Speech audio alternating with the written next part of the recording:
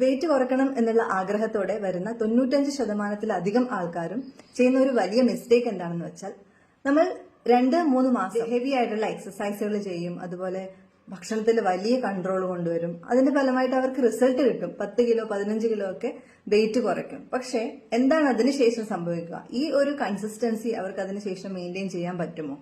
ഇത്ര സ്ട്രിക്റ്റ് ആയിട്ടുള്ള ഒരു ഡയറ്റ് എക്സസൈസ് പ്ലാൻ നമ്മുടെ ബോഡിയിലേക്ക് നമ്മൾ എക്സിക്യൂട്ട് ചെയ്യുമ്പോൾ അത് ലേറ്റർ സ്റ്റേജിൽ നമ്മുടെ ബോഡിയിൽ സ്ട്രെസ് ഇൻക്രീസ് ചെയ്യാൻ കാരണമായി തീരും. അപ്പൊ നമ്മൾ ഒരു അച്ചീവ്മെന്റ് നേടിക്കഴിഞ്ഞാൽ, ഇപ്പോൾ ഒരു 10-15 കിലോ കുറച്ചു കഴിഞ്ഞാൽ നമ്മുടെ ബോഡി ഓട്ടോമാറ്റിക്കലി സാറ്റിസ്ഫൈഡ് ആവും, നമ്മുടെ മൈൻഡ് ഓട്ടോമാറ്റിക്കലി സാറ്റിസ്ഫൈഡ് ആവും. അതിന്റെ ഫലമായിട്ട് നമുക്ക് മുമ്പ് കഴിച്ചിരുന്ന നമുക്ക് ഇഷ്ടപ്പെട്ട ഭക്ഷണം കഴിക്കാനുള്ള ടെൻഡൻസി കൂടും. അപ്പൊ അങ്ങനെ നമ്മൾ എക്സസൈസ് കുറച്ച് ദിവസം നിർത്തി കഴിഞ്ഞാൽ പിന്നെ നമുക്ക് വീണ്ടും എക്സസൈസ് ചെയ്യാനുള്ള ടെൻഡൻസി കുറയും.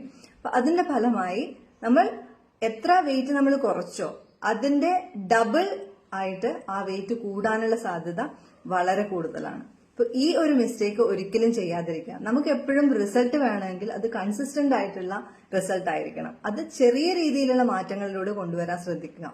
പെട്ടെന്നുള്ള മാറ്റം നമ്മുടെ ബോഡിക്ക് അതുപോലെ നമ്മുടെ മൈൻഡിന് അക്സെപ്റ്റ് ചെയ്യാന്ന് പറയുന്നത് കുറച്ച് ബുദ്ധിമുട്ടുള്ള കാര്യമാണ്. അതുകൊണ്ട് ചെറിയ ചെറിയ സ്റ്റെപ്സ് എടുത്ത് മുന്നോട്ട് പോകുമ്പോൾ നമുക്ക് കിട്ടുന്ന റിസൾട്ട് എന്ന് പറയുന്നത് കൺസിസ്റ്റന്റ് ആയിട്ടിരിക്കും.